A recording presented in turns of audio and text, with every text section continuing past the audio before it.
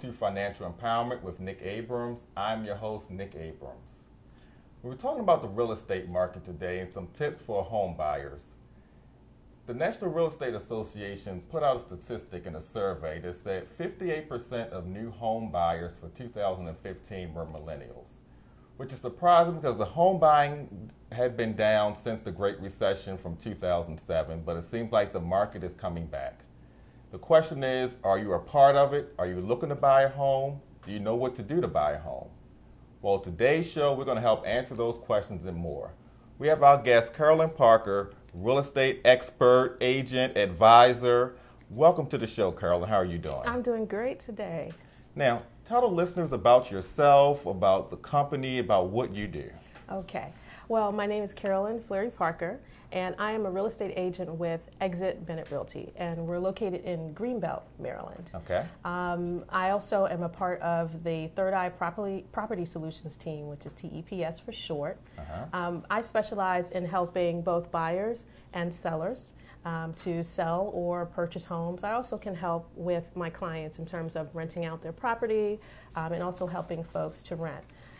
One of our mottos is to help you build wealth through real estate. And so, I like that word, wealth. That's yes. one of my favorite words. Yes, Right. And so that's one of our mottos. Okay, so let's start. We're going to start with the first-time home buyer. Just graduated from college, I got the degree, the good job. How do I go about purchasing a home? Okay. The first thing that I would do if you came to me as a first-time home buyer, somebody that just graduated, is ask you if you've done any initial research before you even work with me. The answer's probably going to be no, okay. so what's the next step after definitely. that? But they probably have an idea of what type of home that they want. Okay. So they need to know what sort of home that they'd like to have, maybe what neighborhood they're in. If they don't know, then we can go down another path and help them. One of the major things that I need to know about is your credit. Have you had the opportunity to check your credit? Okay, now Carol, let's go back and let's talk about this for a minute. I know we're going to go back to the other steps, credit. So tell us about that. How do we check the credit? What scores do you need? How does that process work? The very first thing that you need to do is to check your credit report and know your credit score. Industry suggests that you have at least a 640 when you're looking to finance your home. You can have a credit score less than 640, and you may be able to get other financing programs if you're purchasing with financing that can help folks with a credit score of less than 640.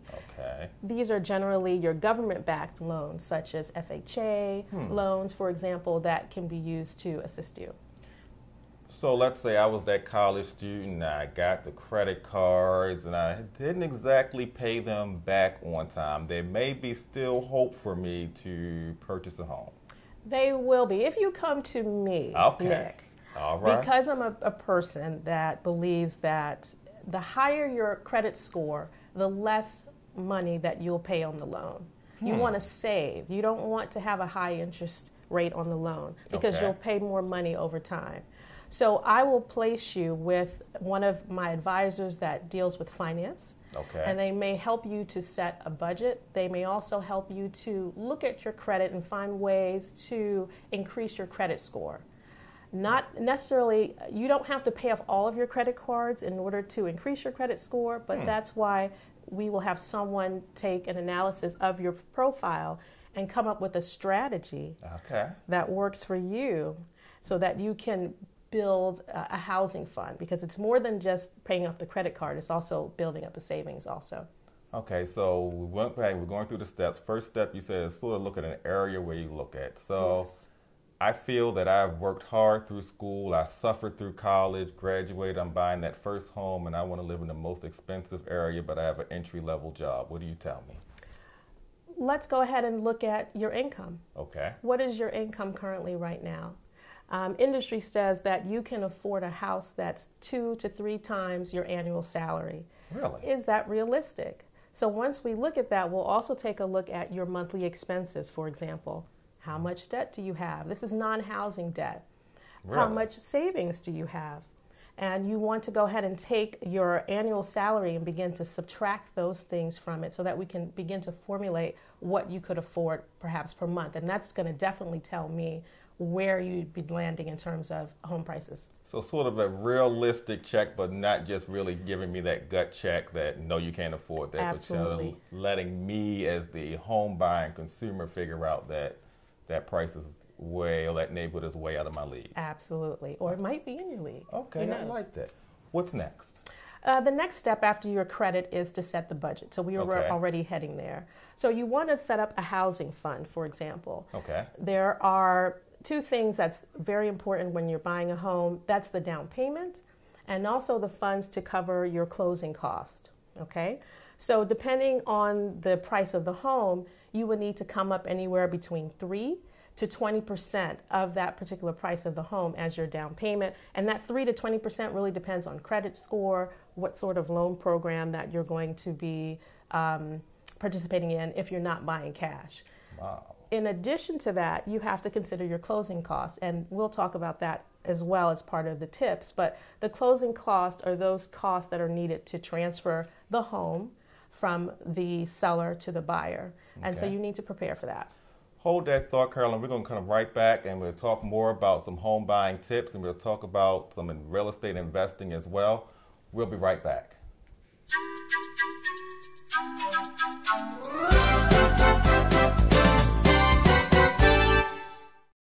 Hello, this is Nick Abrams, and this is your financial tip of the day.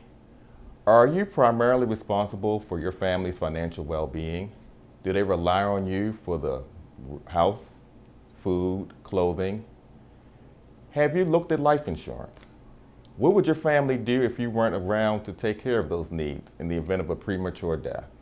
Life insurance is designed to provide income for your family when you're no longer here to provide for them. Looking at a life insurance plan can be very easy. Take the time to research, find an advisor, or go on the website, but definitely purchase life insurance to help you with your family.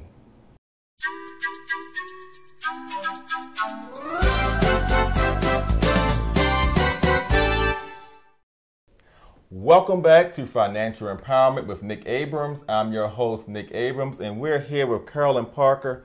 Carolyn, you were talking about the tips or the steps to buying a home. You went through first finding the area you want to look at, looking at credit score, sort of establishing that budget. Once you've done all that, then what's next? Locate a realtor. Find a realtor that you'd like to work with. In my process, you should have contacted the realtor earlier on when you started to research, especially if you don't know what the houses have sold for in your area. Okay. But this is the point at which you're selecting a realtor. We're professionals that can connect you with other professionals that will form your team during the home buying process. We will guide you through the remaining steps and possibly evaluate what you've completed so far to see if you're prepared. We also want to know what your strategy is, Nick. Okay. What are you looking for? When do you want to move? When do you want to buy? When do you want to sell? So we can come up with a game plan. All right. You may not buy or sell in the next month. You might buy or sell in the next year or the next 6 months. But it's good to have a game plan in advance. And contacting a realtor, we can help you with that. So how do you find a realtor? You can go through word of mouth. They might say, Nick, who do you have as your preferred realtor? And you would say Carolyn Parker, for example. And you can go through there. But honestly, you might ask your family and friends, do you have a realtor that you've worked with in the past? Okay. And usually we work on referrals and experience. If you've given good experience to your client, then you would have that word of mouth. If you're searching on websites, there are tons of them. You might get a recommendation of realtors there as well, but primarily most of the connections that we make with our clients are through referrals, word of mouth. Now, we started out the top of the show talking about first-time home buyers. I want to close out on that in a few minutes and then talk about how more experienced home buyers, you're looking for your second, third home, how that process might be a little different. But for the first-time home buyers, are there programs available if I don't have that 20% down payment that I hear realtors or mortgage companies talk about a lot? Can I still purchase a home, or do I really need that 20%? You do not need to have the 20%. Again, Nick, I'm a person that will tell you if you can save the 20% and have it down, you're good to go in terms of saving money. There are tons of programs. So I'm in the state of Maryland, and there are the Maryland mortgage programs. Specifically, if you work with a lending partner, they can give you more details into that. But in those cases, and also with different government programs, it can be down payments as low as 3 to 3.5% wow. of the price of the home that you're looking for. Okay. So again, there is a positive, because especially with the state of Maryland, depending on where your credit is, they can give you down payment assistance, closing cost assistance. In these cases, you will be required to have private mortgage insurance, which you're not required to have if you do come up with the 20% down. So we can definitely look at all of that and see what's going to help the first-time home buyer. Now, you just touched on something. Yes. Private mortgage insurance. What is that? Private mortgage insurance is insurance that you pay. Okay. Well, I have to pay it. You pay. I have to pay. That Okay. you pay. It's mandatory that you pay, and it's not protecting you. It's protecting the lender against the risk factor that you might be. So I have to pay to protect them.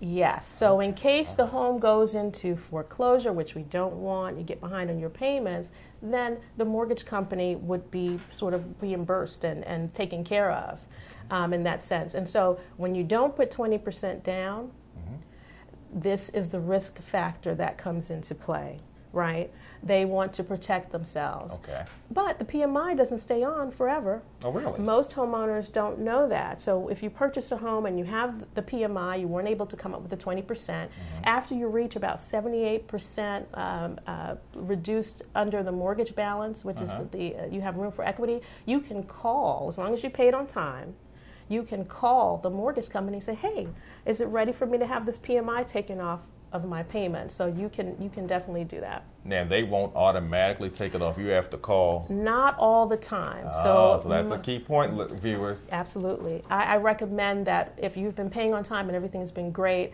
to call and let them and ask, hey, how many months do I have before this PMI drops off? Okay. So we've went through the process with first-time buyers. If I'm an existing home buyer and going to a second or third home, is there much difference in the process? No. The only thing would be in terms of, depending on if you're financing or if you're leveraging the equity on your property, if you're buying cash, the process is the same. You're not a first-time home buyer anymore in the state of Maryland. Okay. Okay, so that's a key. You might be a first-time home buyer in another state. So you won't qualify in most cases for some of the programs. You won't for that are meant for first-time home buyers. But the process is the same. You would still be going through those first couple of steps that I talked about and coming to the point where you're selecting a realtor to work with. When we come back, we're going to talk about using real estate as a tool for wealth, and I know that's something you're passionate about. So we'll be right back after this break.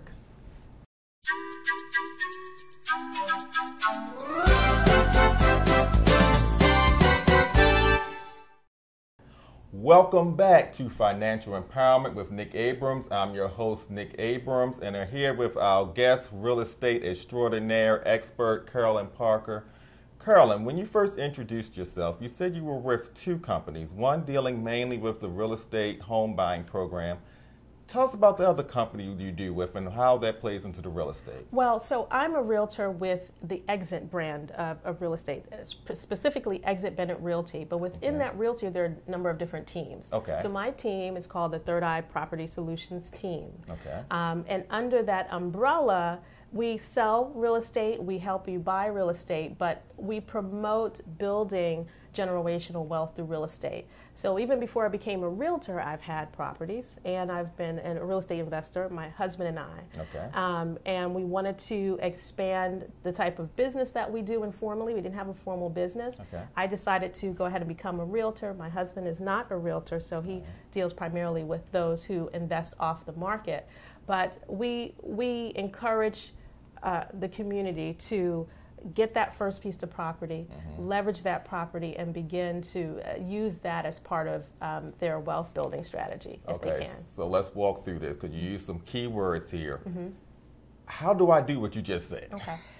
The first thing is just to go and follow the same steps that we just talked about. Okay. You want to get your first property. All right, so get your first property. Get your first property. And some of the characteristics of getting real estate is that if you're buying finance, you're going to have a mortgage on it. Right. But what happens to real estate over time? It's almost like the stock market. It has its ups and downs as well. Right. Though over the long term, we're hoping that it appreciates in value. Absolutely. Okay. Over the long term, it appreciates in value. Right. And also, your loan balance is going down. Okay. So if you've been paying your mortgage payment every month, then the amount of equity, hopefully, is increasing in the home.